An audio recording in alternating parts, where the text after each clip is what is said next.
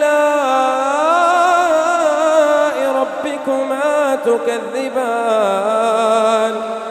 مرج البحرين يلتقيان بينهما برزخ لا يبغيان فبأي آلاء ربكما تكذبان يخرج منهما اللؤلؤ والمرجان فبأي آلاء ربكما تكذبان وله الجوار المنشآت في البحر كالأعلام